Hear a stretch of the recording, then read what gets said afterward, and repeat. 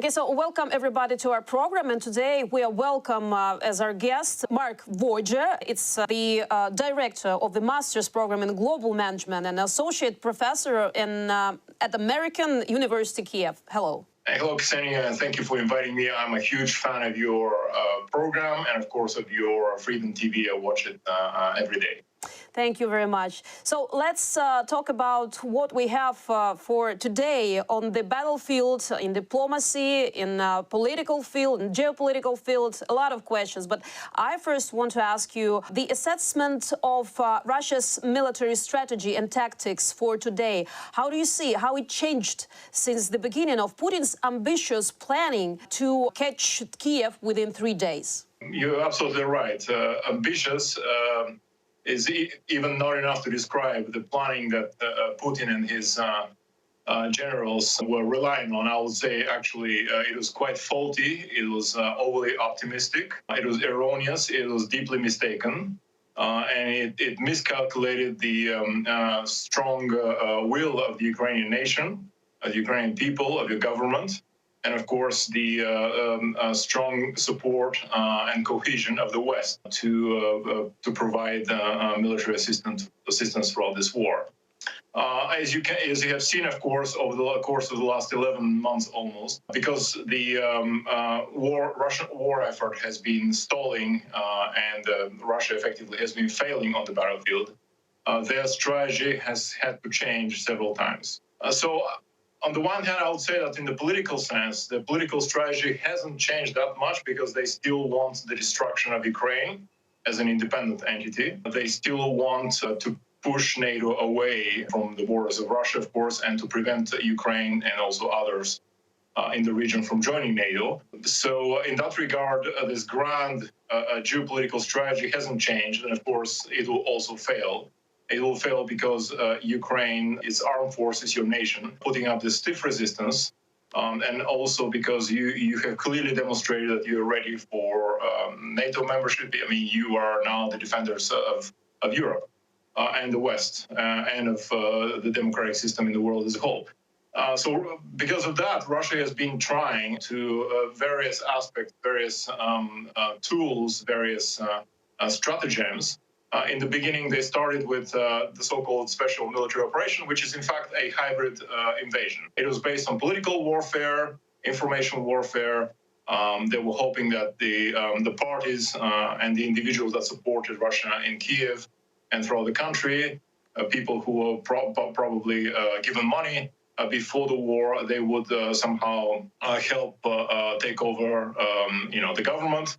Of course, they looked at Afghanistan and how quickly the government of Afghanistan collapsed in September of 2021, and they made the wrong assumption that similarly, the government in Kyiv would collapse and the army would fall apart, and president would run away, and the Russian forces would just roll in. This, of course, never happened.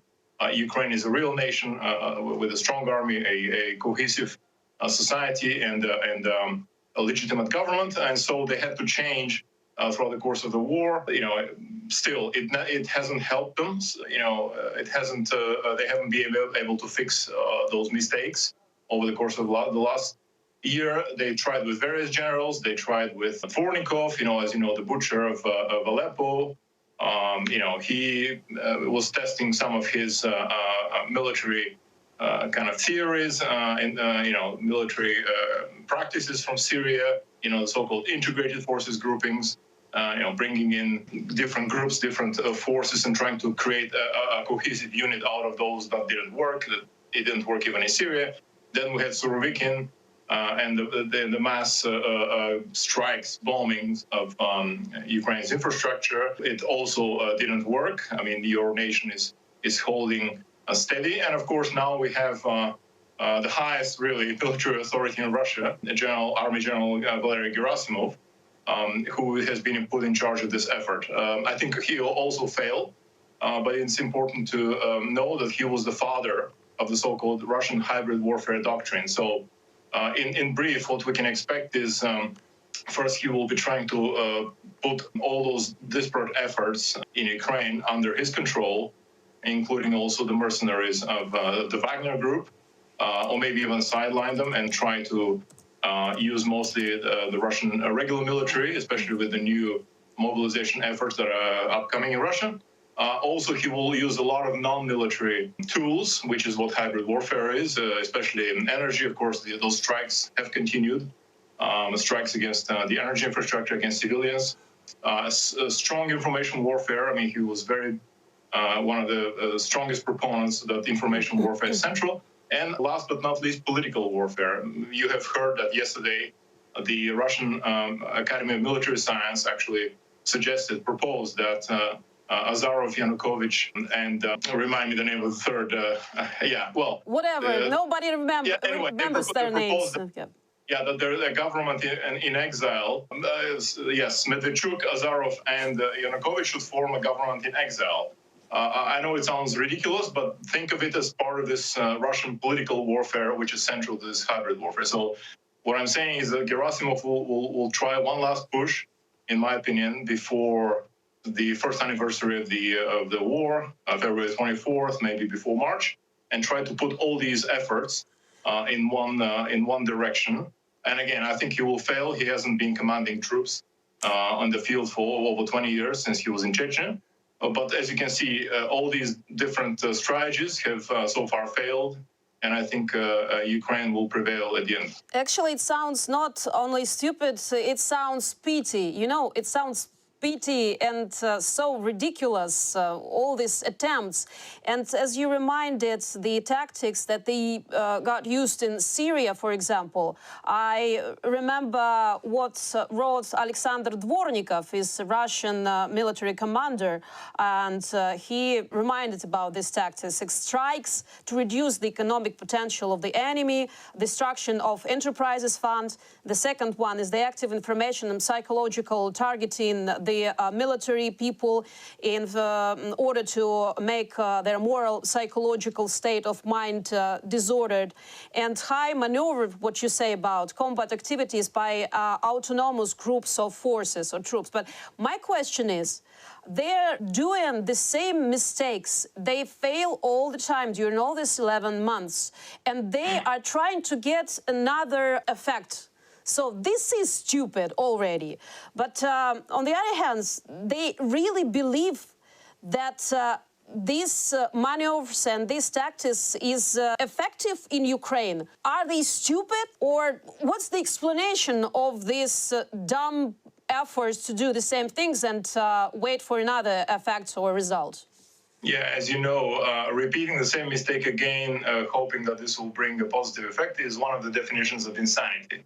That somebody is crazy. Yes. So this is what you're trying, you're asking me. And indeed, I mean, I would say that the Kremlin leadership is not, is not the most logical or rational one, to put it simply. They live in this fantasy world where they command supposedly the second best army in the world. We saw that it's a Potemkin army. It's not a real army. It's a terrorist formation consisting of rapists and looters and marauders. But they think of themselves as really the second best army. And so they are hoping that, in my opinion, that by using those terror tactics, they will erode the will of the Ukrainian people, and that they will somehow, I think, through this tool of political warfare, their hope is that maybe the Ukrainian people will somehow turn against the government and start protesting. Because think about it, when they came up with this hybrid warfare doctrine, it was all about trying to imitate the success of the West. I mean, they looked at what the West, NATO, how successful NATO's operations against Milosevic in Yugoslavia were, against Saddam in Iraq, and of course against Gaddafi in Libya. And they really wanted to replicate that, to be able to first use high-tech, high-precision weapons, air force, special forces, information warfare, everything they thought the West was doing against those dictators. And they said, well, why can't we do this? And so Gerasimov came up with this hybrid warfare doctrine, really putting pressure on the people who then would put pressure on the government, because that's how Milosevic failed, that's how Gaddafi failed.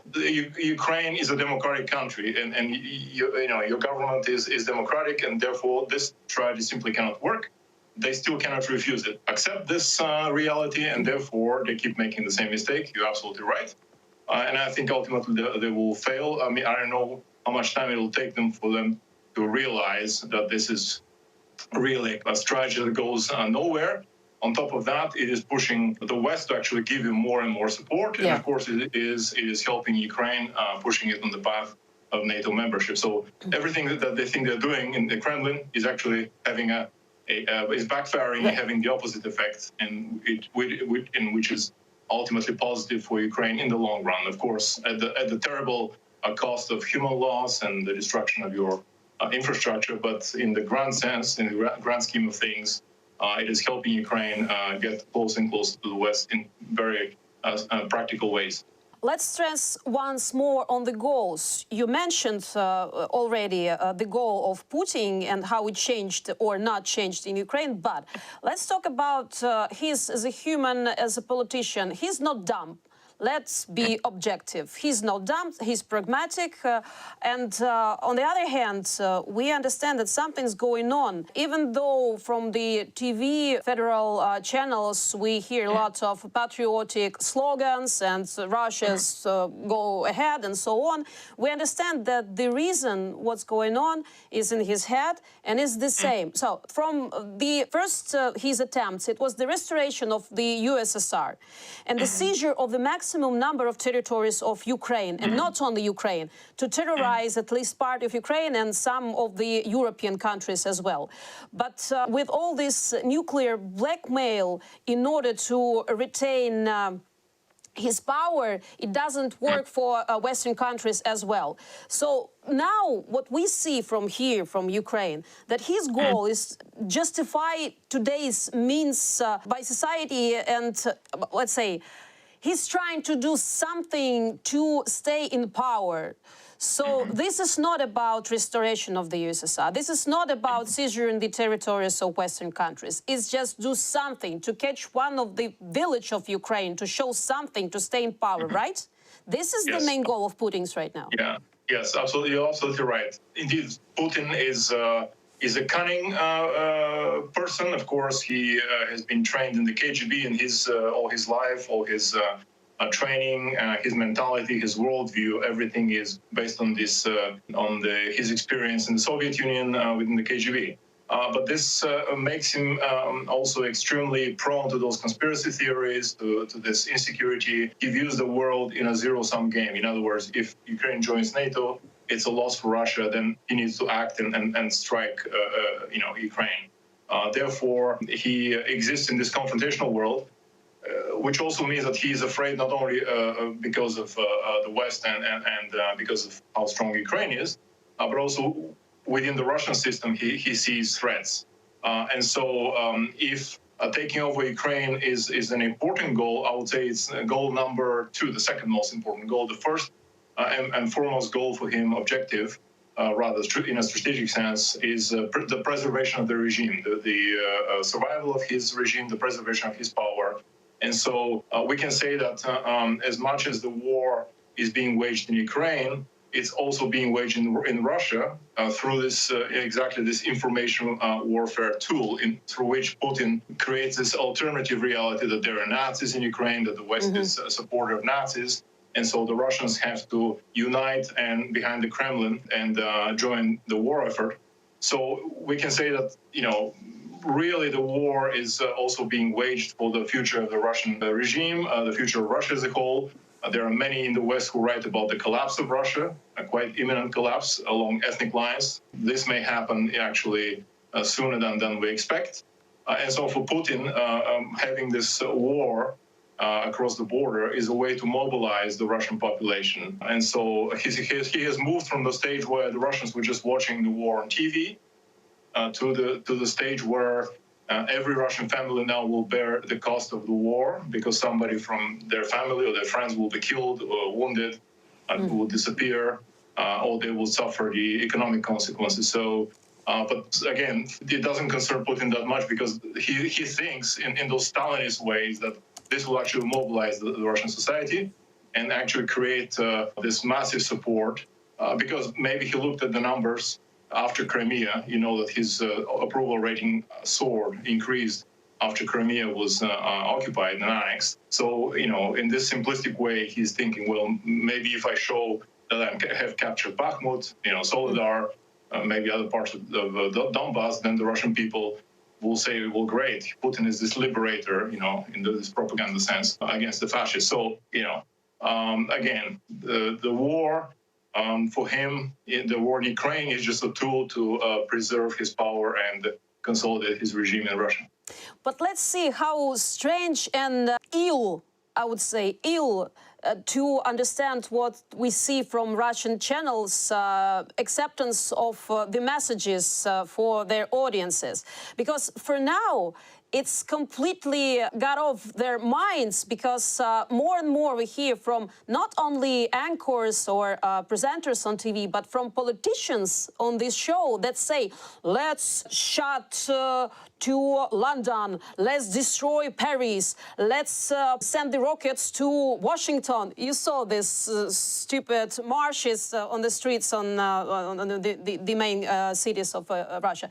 But what is this? I mean, who they're fighting with, actually, from the messages they send to their audiences. If they fight with USA or European Union, why they're destroying Russian-speaking territories of Ukrainian cities? Why don't they march, as they say, like cowards, to NATO country neighboring them? So, yeah, isn't absolutely. it insane too? It is insane. As I said, they've, the political class in Russia has really lost its sense of reality. I want to say, listening to Skabeva and all the other propagandists, they've really lost their common sense, I would say, and all those politicians there calling for nuclear strikes against the West. This was not done even during the Soviet Union. As terrible as the Communist Party, of course, was, and the Soviet leadership, they were also, of course, criminals and mass murderers, but that they had some kind of a political, I don't want to say sophistication, but they were more cunning, they were more sophisticated, they had more experience. So even though they had aggressive designs, they never projected those ridiculous messages openly. Whereas now this KGB-based regime shows how dysfunctional it is, how little experience they have in dealing with global politics, really. And so, again, I think they're not scaring anyone in the West, maybe in the beginning, but now the West has seen that these are all empty threats.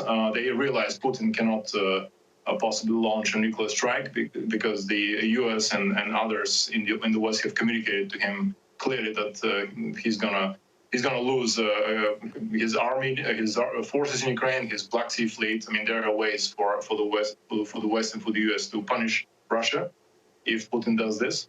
And so I think, again, it's part of this domestic messaging that the people, the Russian population has to be turned into zombies. Really, they are sufficiently atomized. They are divided. You see that mothers don't. Their reaction when their sons are killed or when they're captured, they've lost their human, really not only rationality, but really some humanity in a certain way. So their reactions, emotional reactions, are also quite disturbing, and it shows that the Russian society is deeply ill, deeply, kind of rotten within in terms of lack of morality. They're gloating, they're cheering when children are killed in Ukraine. And so they've really become, the majority of them, supporters of the crimes of the Kremlin in Ukraine. And this is, ultimately, I think that their society will collapse, especially when all these war criminals, all these mercenaries, all these soldiers come back into Russia. Think of the First World War, when the Russian Empire was collapsing, all these soldiers were running back through the front lines, and they caused this terrible havoc, this havoc and chaos throughout the Russian Empire. I mean, something similar might happen in the near future as a result of this war. So everything, all this venomous propaganda, I think, is going to turn back against the Kremlin, and they're going to lose the war in the not only in the physical space, but in the information space. Talking about communication, talking about such tool or instruments as diplomacy, watching and hearing what's pronouncing from the television to international audience, Lavrov, Medvedev, their behavior, Nebenzia, by the way.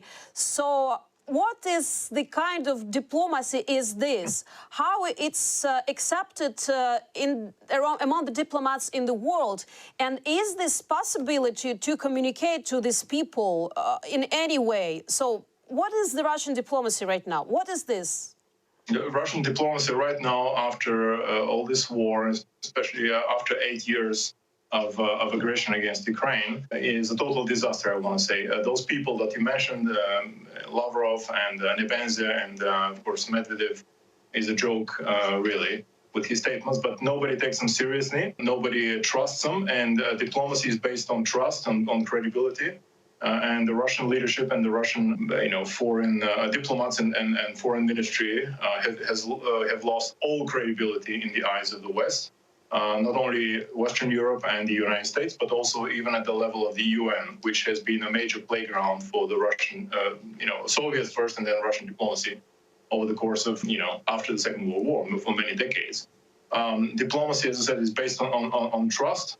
Especially the principle of, this, I'm going to use this Latin term, but pacta sunt servanda, the treaties or the agreements must be respected. And so now the whole world has seen that Russia doesn't, respect its agreements, that any agreement signed with Russia, as Bismarck used to say, is worth less than the paper it is written on. And so you cannot deal with such a country in good faith. You always have to remember, and the West, I think, realizes that any diplomatic overtures by Russia are just an attempt to distract and delay until they can actually regroup their forces and attack again. This was the case with Minsk 1, Minsk 2, and now they're constantly talking about some negotiations. Nobody takes them serious in the West. Their diplomacy, I would say, is failing. I mean, they've had some successes. Historically, they've been quite cunning in using the international legal system. They use this tool that we call in America lawfare or legal warfare, that is exploiting international law, manipulating it so they can extract certain benefits, like calling Crimea the annexation referendum and then making it look legal. I think by now, this used to work before, but now everyone has really seen them for what they are. So no matter what Lavrov says or does, or Nebenzia, I think everybody has seen that they are not credible actors, which means that your government, your diplomats have to continue pushing hard and even harder, especially at the level of the international institutions, at the UN, because you need to achieve the critical mass especially at the General Assembly. If you want to change anything, that is kick out Russia from the Security Council or be able to overcome its veto, you have to be able to work with the General Assembly, have this larger number of supporters there. I think the trend is quite promising and very positive. So, I think, Ukraine will ultimately win, not only in the physical, in the military sense, but in the information and international legal sense and in the diplomatic sphere. Still, for us, it's very sad to see the criminals in the United Nations organization sitting and talking this bullshit each time they're on TV. But this is another question. The question is, we have an expression in Russian language, for example, «сядут все», or everyone will get in jail. But looking on what's going on in the diplomacy world, we have a little bit myself, subjective, I have a little bit doubt that Putin will appear in the jail or somewhere in the court, or his environment or his entourage will be with him, actually, physically. So my question is, who will get in the courts? All of them, all of the criminals, or just stops, looking on how the West is still trying every possible way to find a straw of diplomacy, not to get to the court, or am I mistaken? Look, let me start from the last question. Look, the West hasn't been facing such a situation, since the Second World War and definitely since the collapse of Yugoslavia. But even that is not the perfect example, because Yugoslavia was still a much smaller country, maybe a regional power of some sort, but nothing compared to Russia. And so the West, many in the West still think of Russia as this, global power, of course, that has nuclear weapons.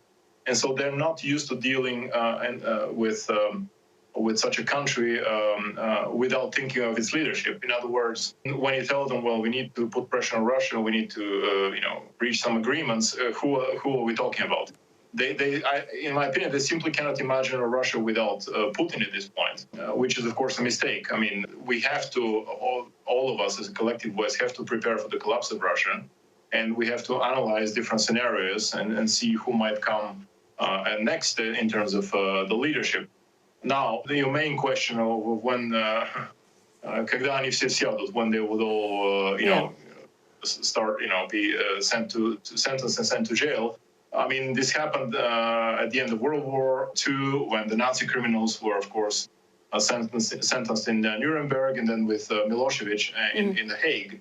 But for this, we would have to defeat Russia. In other words, Russia would have to collapse somehow, or the Russian leadership has to change under the pressure of those events. After, of course, Ukraine defeats the Russian armed forces with the help of the West on its territory. So the hope is that this will trigger catastrophic cataclysms in Russia that will push Putin and his regime out, and actually will make them collapse. And then ideally a new government then would have to surrender them, because this is what happened with Yugoslavia. Milosevic was taken down, and then the new governments of Serbia surrendered Milosevic to the international community. Or Putin can be destroyed in some sort of a civil war that will occur between different forces in Russia. There's also some private armies, ethnic groups,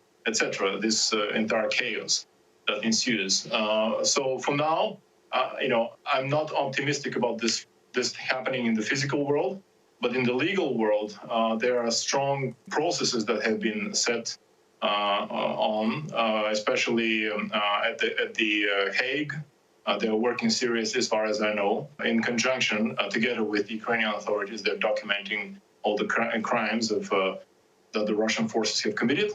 The U.S. is also very active. Actually, my university is collaborating, is helping the Ambassador Clint Williamson, who has been put in charge by the State Department to chair these efforts on the American side. So, at some point, we will also get involved in supporting these efforts. So both on the U.S. side and on the international court side, there are serious efforts. So, at least if we get to the point where those international bodies issue a sentence against Putin, against his lieutenants, his commanders, and so they're made outcasts, they're made like outlaws in the international legal sense. It will be much more difficult for them to deal, I would say even impossible, for them to deal with any normal country in the future. So they will be completely isolated and shunned out by the normal world, by the democratic West. Mm-hmm. So one question is still open for us. You are saying about threats of nuclear weapon for the politicians of the world, but it started not now. It started not on the 24th of February. It started maybe actually in 2007 when Putin showed his speech in the Munich Defense Conference. So that was the time when the politician of the world should be aware of what can be in the nearest future. More of this. I've found a lot of books written by analytics, by people from different spheres, like professionals, about what can be on this territory and this quarrel between Russian territories, as they say, Donbass and Crimea. Let's remember Huntington's, the civilization. The clash of civilizations. Yes, absolutely. It was written in 90s. Nobody paid attention on all of these predictions. Nobody paid attention on his speech. More of this. President Yushchenko tried in 2007 to get the planning for entering NATO of Ukraine. If Ukraine was in NATO at that time, maybe we could predict this tragedy right now. So does anything change in the heads of these politicians, who part of them took money from Russian governments for their own interests and needs? So do you see these rules of game really changed? Yeah, well, it's changing, I think, for the better, and it's changing irreversibly. But let me just say, actually, it'll be curious for you to know that Samuel Huntington was my professor at the Harvard University, so I've taken a couple of classes with him. So his concept actually was picked up in the 90s, and I think many took him seriously, but unfortunately, the way they understood his ideas was that Ukraine somehow, well, Ukraine is, he called it a fault line state, obviously. So there was this fear that if the West takes Ukraine as part of NATO or the EU, the country may fracture, because obviously the way he described it, and others, was that the country is kind of deeply divided, and why should we deal with this mess? And of course, the Russian propaganda talking about corruption in Ukraine all the time. So the Russians knew how to play those theories and those ideas, to play them against Ukraine. That's the big problem that I see with those concepts. And of course, they were paying many politicians in the West, beginning with Schroeder, but many others. And so, as a matter of fact, from the Russian point of view, ideas like Huntington's were actually quite useful, because he's describing a world of major civilizations, as he calls them, of which Russia is the core of this Orthodox civilization. This is ridiculous, of course, and I've quite strongly disagree with such concepts, but unfortunately many in the West also kept thinking for 30 years that maybe Russia is kind of the only legitimate power in the region, almost like this empire of the 21st century, and we should deal with them directly and forget about the smaller nations, Ukraine, Georgia, and Moldova, and the rest. This has been proven wrong, of course. Russia is an evil empire, just as the Soviet Union was in the 1980s. It's expansionist. And so there is no way of appeasing Russia by keeping Ukraine and Georgia out, because they will not respect their neutralities. Look what's happening with Belarus. Every time we allow them, every time actually we show indecisiveness, like in Munich in 2007, they actually attack. So, think of what happened in Georgia the year after 2008. And so this is actually a very self-defeating approach. I think, it has taken the West 15 years to wake up. Unfortunately, democracies usually act with a substantial delay, and quite often their modus operandi is crisis management and not crisis preemption, unfortunately. But now, of course, I think that all normal politicians in the West have seen Russia for what it is, and it's an aggressive, revisionist, revanchist power that cannot be dealt with, and that Ukraine deserves all the help and assistance to win this war. So I think all the masks have fallen. If anybody had any illusions, all these grandiose theories, all these concepts, models, etc., this has all collapsed. I mean, I think Russia's brutalities, as you mentioned, why are they killing and destroying the Russian-speaking population in Ukraine? If they think that the Nazis are in Kyiv with the government, why are they attacking and killing regular people? So, I mean, they've acted in such brutal and utterly stupid and absurd ways that nobody really takes them seriously. And I would say the West is only going to be increasing its support for your country until victory. Okay, if you say the masks are off, so my question is, what's going to be the security guarantees for Ukraine? So now we understand we are without NATO, but with the weapons of NATO. And more of this, the latest quote from the former head of the US State Department, Henry Kissinger, he was very against of membership of Ukraine in NATO. He said lately, before this war, I was against Ukraine's membership because I was afraid that it would start exactly the process that we are seeing now. But now that the process has reached such a level, the idea of neutral Ukraine in such conditions no longer makes sense, Kissinger said. Yes, Metamorphosis. Absolutely. Yes. So what we have to wait from the decisions of different countries that are members of NATO for the near future for Ukraine? Yeah, thank you for mentioning that. I meant to also add this as an argument that I saw what Kissinger said yesterday. I've also met him at Harvard, over in 2005. And so, yes, at the time he was very critical of of Ukraine's moving toward the West. But he's also a very cunning political thinker, and he espouses the theory of international realism, which respects above all the principles of force. So he respects power. And so if before everybody thought that Russia is really the second strongest army and they were so powerful that nobody can challenge them in this so-called former Soviet space, now everybody can see that they're hollow, that they're Potemkin formation, that they are really a fake great power. And so it's normal even for Kissinger to wake up, and ultimately revise and transform his views, and so throw his support behind the NATO membership, because now Ukraine is the stronger of the two powers. It's clear. So even if he's always been, as I mentioned, less supportive or more critical of that process. Now he's behind the NATO membership. So yes, I think this process will continue evolving. Ukraine has proven through the blood of its soldiers and civilians, and through the suffering of its people, that it deserves to be a member of NATO. It's the strongest, really, I would say, army especially in Eastern Europe. Soon enough, you will be armed. Your army will be armed up to the NATO standards. The NATO training has paid off, and so effectively, Ukraine has become this protective bulwark, a protective wall between the European core, and then an aggressive Russia and Belarus. So I think the process will be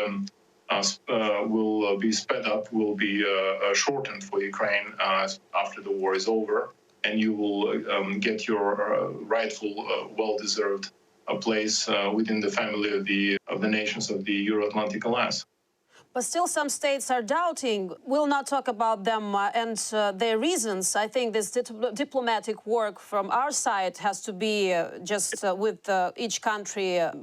Yes. But on the other hand, I want to ask you, how do you see the understandable reasons for prolonging the war? Because from what we speaking here, understanding here, armed forces are ready to solve the problem on the battlefields. They just need the weapons right now and right here to stop it as soon as they can. But still, we have doubtful explanations from different countries and USA as well.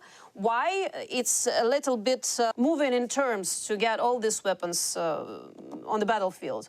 So, except for a nuclear strike, are there reasonable other explanations why not stop this war right now? Even if we use this weapon to cut off the supply chain from Crimea, for example, to destroy the roads, to limit them, get the equipment and all other supplies to their armed forces, right? You're absolutely right. Ukraine has to receive those heavy weapons, long-range weapons, in much greater numbers. Not tomorrow, not even today, but yesterday. This process had to start a long time ago. Because there are two main factors. One is what the West can do, that is the so-called capabilities, and the other thing is what the West is willing to do, that is the intent. Okay. So with the intent, the problem was that, as I mentioned, as of the beginning of the war, everybody thought Russia would win quickly. Unfortunately, there was such analysis in the West. Because of this Afghanistan fiasco, many assumed that Ukraine, the situation with Ukraine will be somewhat similar. Of course, Ukraine proved them wrong. And after that, you started seeing this, I would say, evolution of military gradation, if you will put it this way, of military aid. We started with NLAWs, javelins, then moved to heavier systems, and now you're receiving Patriots, and you'll get tanks soon, and then Bradley vehicles. So hopefully, later this year, airplanes, F-16s. 2023 will be the year of victory in my opinion. You're just saying that this is quite expensive thing, and it's not enough among some countries of Europe. But on the other hand, we understand that this is much, much more expensive for the European continent economically. The more the war takes on this territory, the more can be the results in recession in the world economy as well. So we understand this is even about the lives of Ukrainian people. The war goes on, the more people we leave, the more people leave the country, immigrate, yes. And this is another problem for European countries as well, the immigration from Ukraine. Of course, so, this war has proven to be a very complex, very interconnected global affair. What happens in Ukraine, what happens in the Black Sea, doesn't stay only in Ukraine and the Black Sea, for example. It affects everybody. It affects Europe because of this huge wave of immigrants into Europe. It also affects the global South because of the grain, the limitations on the grain supplies, and so Africa and other countries in Asia and elsewhere across the South can actually suffer a terrible crisis, and then that will add to this massive migration into Europe. So you're absolutely right. On the other hand, also your armed forces are defeating the Russian forces at a really small cost, a fraction of what it would take if American troops had to move to Europe and fight Russia. So ultimately, when you compare the two efforts, definitely, I said expensive weapons. What is more expensive, to give us weapons or to lose all the options that we are discussing right now? Even giving you the most expensive weapons would be much cheaper. Or if Russia, attacks the Baltic states or Poland through Belarus or through its own territory. So absolutely, yeah. I mean, any expensive weapon system, it's when you compare it even to what we're giving in Afghanistan, even compared to what was left there, it's really a small fraction. So yes, we need to give him more.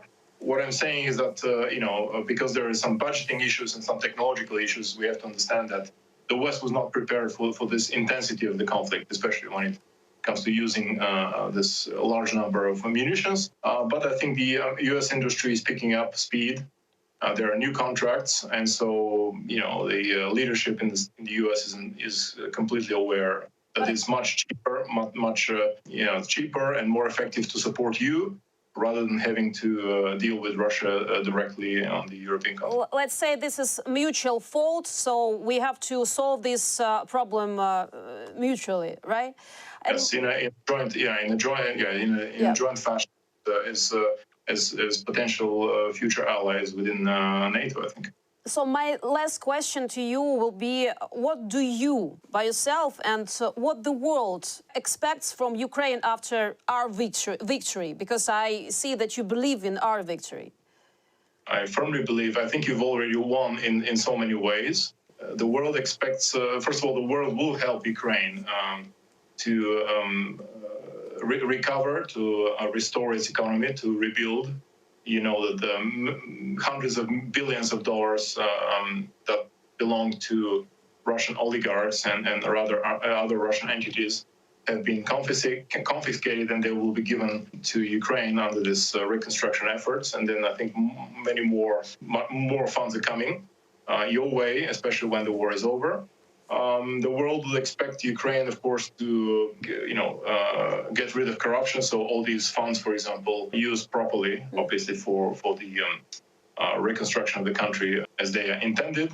The world will expect Ukraine to, of course, reform its armed forces under the NATO standards, which is already happening. So a lot of those expectations actually on the way. So it's not that they will start after the war. The world will expect Ukraine to be really this, as I said, a strong bulwark, a wall that would, prevent Russia from ever trying to invade the European continent through this direction. And ultimately, I think the world would welcome Ukraine with open hands, especially the West.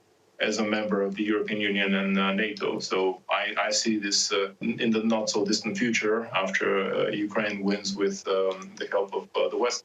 Thank you very much for your help, for your assistance for this interview, and I hope that we will have this all as a reality as soon as possible until we lose much more people of Ukraine, young people of Ukraine. They're saving our lives right now on the battlefields. Thank you very much. Mark Voyager was my guest, and thank you again, and we'll see next week. Thank you, Ksenia.